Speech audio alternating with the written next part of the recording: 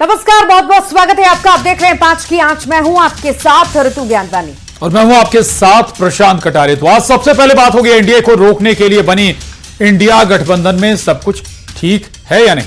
साथ ही होगी बात संसद की, जहां जॉर्ज को लेकर जमकर हंगामा देखने को मिला है। तो इंतजा की बीमारी की दवा बाबा धीरेन्द्र शास्त्री ने बता दी है। उधर शून्य के खेल में 1 साल की मेहनत पर पानी फेर दिया है। एमपी में शहर शहर में अभिभावकों की जान से खिलवाड़ किया जा रहा है।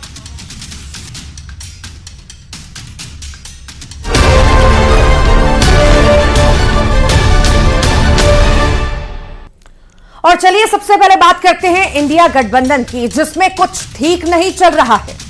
इंडिया गठबंधन में नेतृत्व को लेकर खींचतान जारी है और इस बीच आज शाम अरविंद केजरीवाल दिल्ली में शरद पवार के साथ बैठक करेंगे। दिल्ली में दोनों नेताओं की बैठक होगी और इस बैठक में ममता बनर्जी को इंडिया गठबंधन की कमान देने को लेकर चर्चा भी हो सकती है। इसके अलावा दिल्ली चुनाव में इंडिया गठबंधन के रोल को लेकर भी चर्चा होनी है। अब यह चर्चा एक स्टेप आगे बढ़ती हुई दिख रही है। नेतृत्व परिवर्तन को लेकर इंडिया गठबंधन में हलचल अब शुरू हो चुकी है और यह हलचल कांग्रेस के फेवर में बिल्कुल भी नहीं है। नेतृत्व परिवर्तन को लेकर शिवसेना उद्धव गुट का झुकाव भी ममता बनर्जी की ओर दिखाई दे रहा है। उद्धव की पार्टी कह रही है कि अगर ममता बनर्जी को जिम्मेदारी मिली तो वो गठबंधन को और मजबूत करेंगे। उधर कांग्रेस कह रही है कि ममता बनर्जी बंगाल से बाहर अपनी पार्टी का विस्तार करने में असफल रही है। हम बार बार यही कह रहे हैं कि जो भी स्टैंड होगा इंडिया अलायंस मिलकर निर्णय लेगी, पर ममता बनर्जी जी ने जो खुले दिल से उन्होंने ये प्रस्ताव रखा है कि वो इंडिया अलायंस को लीड करने को तैयार हैं, वो एक महत्वपूर्ण सजेशन है। और हम मानते हैं कि ममता जी का जो इतिहास में उनका कंट्रीब्यूशन रहा है और ऑपोजिशन में होने के नाते भी उन्होंने भागीदारी ली है। और इंडिया गठबंधन में नेतृत्व को लेकर खींचतान और बढ़ती हुई नजर आ रही है। गठबंधन में नेतृत्व को लेकर लालू प्रसाद यादव ने बड़ा बयान दे दिया। लालू ने कहा कि गठबंधन का नेतृत्व ममता बनर्जी को दे देना चाहिए। लालू ने कहा कि नेतृत्व को लेकर कांग्रेस के कहने से कुछ भी नहीं होने वाला। कांग्रेस उसकी आपत्ति जता रही है। लालू जी कांग्रेस की जताने से नहीं हो, ममता को दो। कांग्रेस की जताने से नहीं हो, ममता को दो। और बात अरविंद केजरीवाल की। आज दिल्ली के कोंडली इलाके में पहुंचे और ऑटो चालक के घर पर दोपहर का भोजन भी उन्होंने किया। पूर्वी दिल्ली के कोंडली इलाके में केजरीवाल एक ऑटो वाले के घर पहुंचे थे। यहां उन्होंने उनके घर पर दोपहर का खाना खाया। ऑटो चालक के घर लंच के बाद अरविंद केजरीवाल ने दिल्ली के ऑटो चालकों के लिए 5 बड़ी गारंटी का ऐलान भी कर दिया है। केजरीवाल की पहली गारंटी ऑटो वालों की बेटी की शादी में 1 लाख रुपए की मदद की गारंटी अरविंद केजरीवाल ने दी है। तो वहीं दूसरी गारंटी, साल में 2 बार ऑटो वालों को 2,500 रुपए दिए जाएंगे, जिससे वो अपनी वर्दी बना सकेंगे। और तीसरी गारंटी दी है अरविंद केजरीवाल ने कि ऑटो वालों को 10 लाख रुपए का लाइफ इंश्योरेंस भी मिलेगा। तो वहीं चौथी गारंटी की बात करें तो ऑटो वालों को 5 लाख का एक्सीडेंटल इंश्योरेंस भी दिया जाएगा। और 5वीं गारंटी, ऑटो वालों के बच्चों की कोचिंग का पैसा देने का वादा भी अरविंद केजरीवाल ने दोबारा सरकार बनने पर किया है।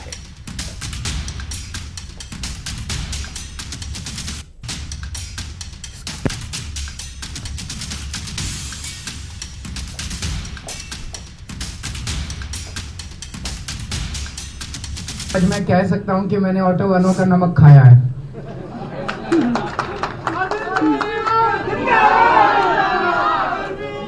तो इस नमक का कर्ज उतारना मेरा फर्ज है। तो आज मैं दिल्ली के ऑटो वालों के लिए 5 बड़े ऐलान करना चाहता हूं।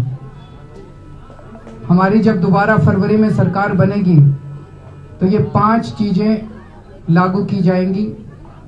एक कि ऑटो वाले बहुत गरीब हैं, बहुत ज़्यादा गरीब हैं। जब ये बेटी की शादी करते हैं तो इन्हें तकलीफ होती है। तो अगर किसी भी ऑटो वाले की बेटी की शादी होगी तो सरकार की तरफ से 1 लाख रुपए उनकी बेटी की शादी के लिए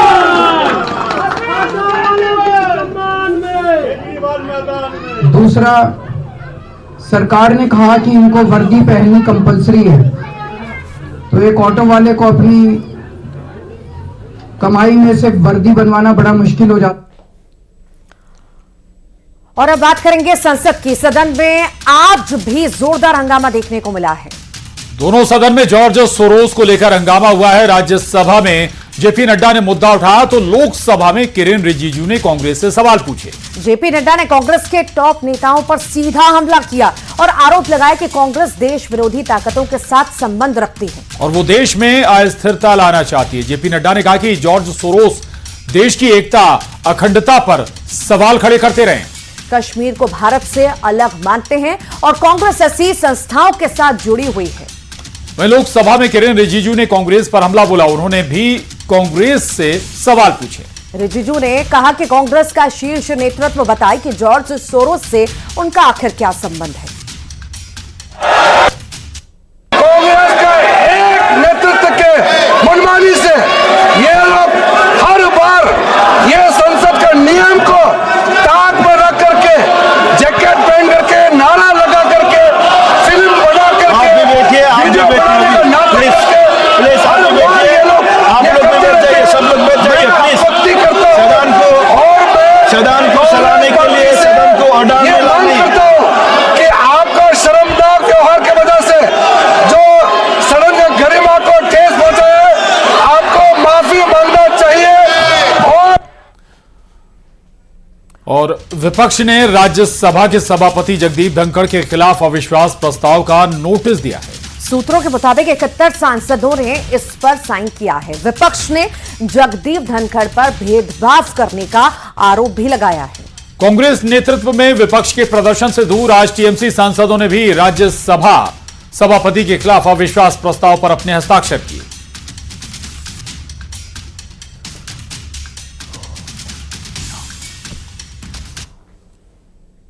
और चलिए अब बात करते हैं इल्तिजा के बयान पर मचे घमासान की। महबूबा मुफ्ती ने हिंदुत्व को एक बीमारी बताया था, जिसको लेकर अब सियासी पारा हाई हो गया है। लेकिन अब हिंदू संगठनों के द्वारा भी जो है विरोध किया जा रहा है, वो भी लामबंद हो चुके हैं। उधर बाबा बागेश्वर ने इल्तिजा के बयान पर पलटवार करते हुए कहा कि यह बीमारी नहीं है, हर एक दवा है। हिंदू संगठनों ने हिंदुत्व को हर संक्रमण का इलाज बताया। दरअसल रतलाम में नाबालिगों की पिटाई को लेकर इल्तिजा मुफ्ती ने एक बयान दिया था, जिसमें कहा था कि हिंदुत्व एक बीमारी है और इसका इलाज होना चाहिए। अब उनका यह बयान भारी पड़ता हुआ नजर आ रहा है।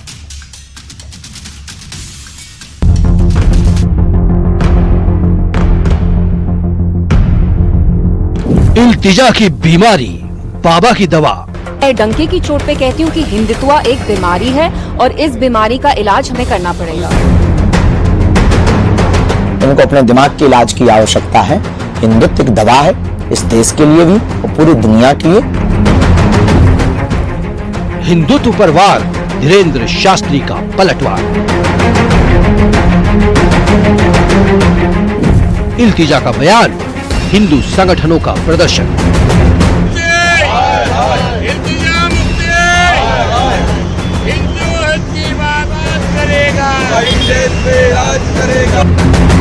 मुफ्ती ने हिंदुत्व को एक बीमारी कहा। मैं उसको कहना चाहता हूँ कि हिंदुत्व जिहादियों का इलाज है।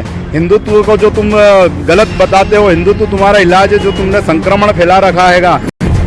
महबूबा की इल्तिजा से माफी की मांग। हिंदुत्व को लेकर महबूबा मुफ्ती की बेटी इल्तिजा मुफ्ती के बयान पर घमासान मच गया है। हिंदुत्व को बीमारी बताने वाली इल्तिजा के विवादित बयान पर पंडित धीरेन्द्र शास्त्री ने पलटवार किया है। बाबा ने इल्तिजा को मेंटल हॉस्पिटल जाने की सलाह दी है। ये मूर्ख है। हिंदुत्व बीमारी नहीं है, अपितु विश्व के लिए दवा है। हिंदुत्व की जीवन शैली है, हिंदुत्व की जीवन जीने की विचारधारा है। हिंदुत्व इस संसार में एकता के लिए सबसे अति आवश्यक है। और हमको जो मीडिया के माध्यम से, आप लोगों के माध्यम से सुनने को मिला, उन्होंने कहा कि हिंदुत्व की बीमारी है, इसका इलाज करना पड़ेगा, बहुत ही वाहियात है। ये अपनी मानसिकता का इलाज करवाएं, इनको मेंटल हॉस्पिटल में जाने की आवश्यकता है। इल्तिजा मुफ्ती के बयान को लेकर इंदौर में हिंदू संगठनों ने प्रदर्शन किया। संगठन के कार्यकर्ता सड़क पर पोस्टर लेकर उतरे और इल्तिजा मुफ्ती से माफी की मांग की। पोस्टर में हिंदुत्व को एंटीडोट बताया गया है। इसके साथ ही हिंदुत्व और हिंदू को जिहादी संक्रमण का इलाज बताया गया। हिंदुत्व जिहादियों का इलाज है। हिंदुत्व को जो तुम गलत बताते हो, हिंदुत्व तुम्हारा इलाज है। जो तुमने संक्रमण फैला रखा है, जो तुमने टेररिस्ट का संक्रमण फैला रखा, उसका इलाज हिंदुत्व है। हम प्रधानमंत्री माननीय अपने नरेंद्र मोदी जी से निवेदन करेंगे कि इसके आपका एक आयुष्मान कार्ड बनाकर इसके दिवालेपन और उसके दिमाग का इलाज कराया जाए। और जो इनने राम जी के नाम का जो कहा है कि दंगा राम जी के नाम से अब करते, उसको इसके ऊपर राष्ट्रद्रोह का मुकदमा दर्ज किया जाए। ये पूरा मामला रतलाम में नाबालिगों की पिटाई से जुड़ा है। इसी को लेकर इल्तिजा मुफ्ती ने बयान दिया था, जिस पर एमपी से कश्मीर तक कोहराम मच गया। फिलहाल इल्तिजा मुफ्ती से हिंदू संगठनों ने माफी मांगने की मांग की है। Bureau report, news 18।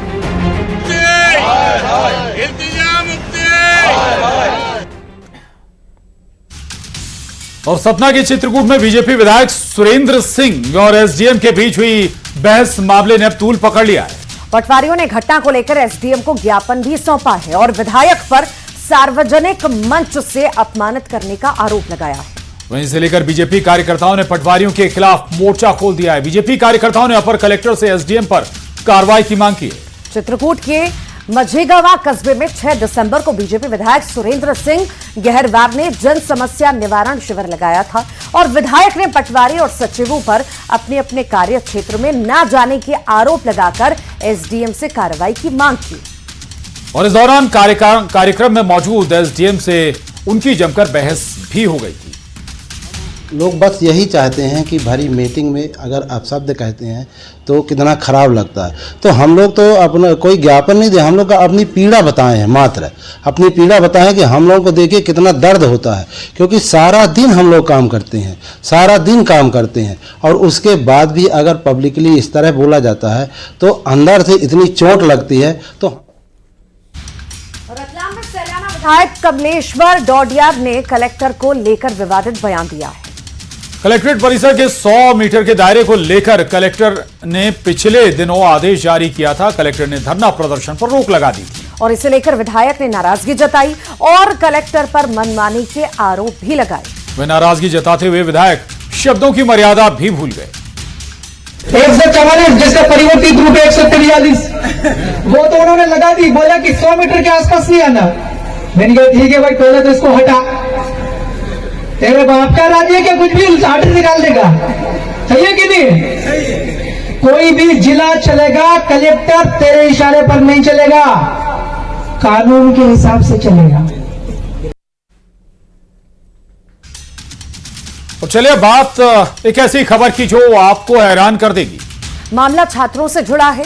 परीक्षा के बाद यूनिवर्सिटी की ओर से जारी किए गए रिजल्ट पर अब सवाल उठ रहे हैं। सवाल इसलिए उठे हैं क्योंकि इस परीक्षा परिणाम में बड़ी संख्या में छात्रों को 0 अंक दिए गए हैं।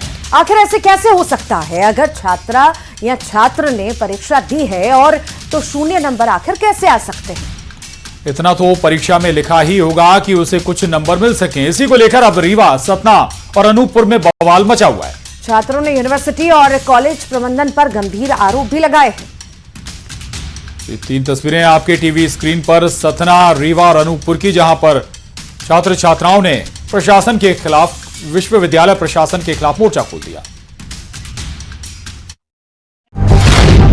रिजल्ट आया, छात्रों को गुस्सा आया। जिंदाबाद, जिंदाबाद, जिंदाबाद, जिंदाबाद। 0 का खेल, स्टूडेंट्स हुए फेल। कल रिजल्ट आया है, ये मानिए अगर 100 छात्र हैं क्लास में तो कम से कम 80 छात्र फेल हैं। केवल बीए प्रथम वर्ष के 217 बच्चों के एक ही विषय में विथहेल्ड कर दिए गए हैं, 0 नंबर दिए गए हैं। मूल्यांकन पर सवाल, कॉलेज में बवाल। उनकी जो मांगे हैं निश्चित रूप से उनकी मांगों का निराकरण यथाशीघ्र किया गया है। परीक्षा का परिणाम आता है तो कहीं खुशी और कहीं मायूसी होती है, लेकिन यहाँ तो छात्रों ने बवाल ही काट दिया। वजह थी परीक्षा का रिजल्ट, क्योंकि जिस तरह से यूनिवर्सिटी ने परीक्षा का मूल्यांकन किया वो सवालों के घेरे में है। रीवा में अवधेश प्रताप सिंह यूनिवर्सिटी की ओर से कई छात्रों को 0 अंक दिए गए, जिसके बाद छात्रों ने कॉलेजों में हंगामा कर दिया। रीवा के मॉडल साइंस कॉलेज में पढ़ने वाले MSc फर्स्ट ईयर और थर्ड ईयर के अधिकांश छात्र फेल हो गए। सभी छात्रों के नंबर 0 दिए गए। 80% छात्रों की सप्लीमेंट्री और फेल हुए। छात्रों ने यूनिवर्सिटी प्रबंधन पर आरोप लगाए। अखिल भारतीय विद्यार्थी परिषद कार्यकर्ताओं के नेतृत्व में विरोध जताते हुए प्रिंसिपल को ज्ञापन सौंपा। कल रिजल्ट आया है, ये मानिए अगर 100 छात्र हैं क्लास में तो कम से कम 80 छात्र फेल हैं। हमारे पास तो एक ऐसा रिजल्ट आया है जिसमें एक नंबर नहीं लिखा, मतलब 0 0 0 माने 50 जगह 0 लिखा हुआ है। विद्यार्थियों ने अपने मांग में रखी गई कि वो बीएससी के विद्यार्थियों का परिणाम, परीक्षा परिणाम आया है, उस परिणाम में अधिकतर बच्चों ने, जैसा बताया उन्होंने, ये मन उत्तीर्ण कर दिया गया है। मैं उनसे ज्ञापन लिया, मैं उनको आश्वस्त किया हूँ, इस विद्यालय से मैं पूरा त्वरित बात करता हूँ।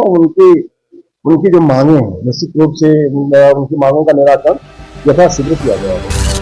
उधर सतना में इंदिरा कन्या कॉलेज सहित अन्य महाविद्यालयों के BA, BCom और BSc जारी किए गए रिजल्ट में छात्रों को 0 अंक दिए गए। 1000 से अधिक छात्रों को कई विषयों में 0 अंक दिए गए। ऐसा ही मामला अनूपपुर में भी सामने आया है। यहाँ भी कोतमा महाराजा मार्तंड महाविद्यालय के फर्स्ट और सेकेंड ईयर के 80% छात्रों को 0 अंक दिए गए।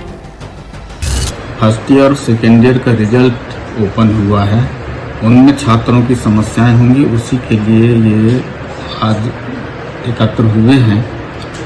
इनकी जो समस्या है उसको जानकर उसके निदान का काम किया जाएगा। फिलहाल छात्रों में रिजल्ट को लेकर गुस्सा है। छात्रों ने रिजल्ट में सुधार की मांग की है। Bureau report, news 18।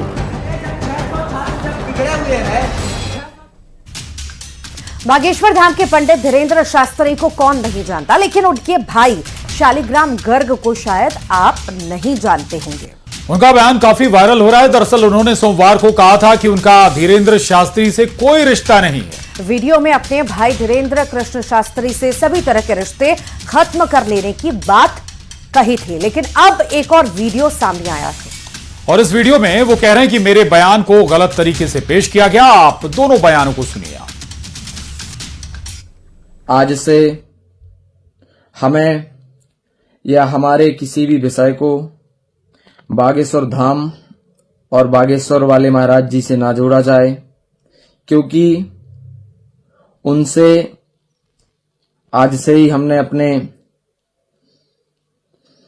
पारिवारिक रिश्ते आजीवन हमेशा के लिए खत्म कर दिए हैं। जो बागेश्वर वाला जी सरकार बागेश्वर महाराज जी के प्रति आस्था है उसको ठेस ना पहुंचे, वो हमारा एक माफी और सभी सनातनी हिंदुओं साधु संतों से क्षमा मांगने का वीडियो था, उसे और चलिए बात करते हैं प्रदेश में सर्दी की। सदस्य की दिसंबर आधा निकलने को है और सर्दी के तेवर भी अब तीखे होने लगे हैं। रात का पारा गिर रहा है और सुबह और शाम सर्दी ज्यादा होने लगी है। सुबह कोहरे की चादर भी दिखाई देने लगी है। ऐसे में वाहन चालकों को भी काफी परेशानी हो रही है। हालांकि अभी सर्दी उतनी ज्यादा नहीं जितनी की जा रही थी। आने वाले दिनों में पारा गिरने से ठंड प्रचंड होने की संभावना। तो एक तरफ सर्दी है और दूसरी तरफ स्कूल जाने वाले बच्चों की परेशानी है। दरअसल सर्दी के बीच कोहरे की चादर ने परेशानी बढ़ा दी है। ऐसे में एक परेशानी और है। बच्चों को स्कूल ले जाने वाले वैन और ऑटो संचालकों की मनमानी से भी परेशानी बढ़ चुकी है। ट्रैफिक नियमों को ताक पर रखकर बच्चों को स्कूल पहुंचाया जा रहा है। यही नहीं, उनकी जान से खिलवाड़ भी किया जा रहा है। न्यूज़ 18 ने एमपी के अलग अलग जिलों में रियलिटी चेक किया और ये जाना आपके बच्चे कितने महफूज हैं। बात भोपाल की कर लेते हैं। यहाँ सर्दी बढ़ने लगी है, बच्चों को सुबह स्कूल जाने में परेशानी हो रही है। तो वहीं बच्चे स्कूल ले जाने वाले वैन चालक हैं वो मनमानी भी लगातार कर रहे हैं।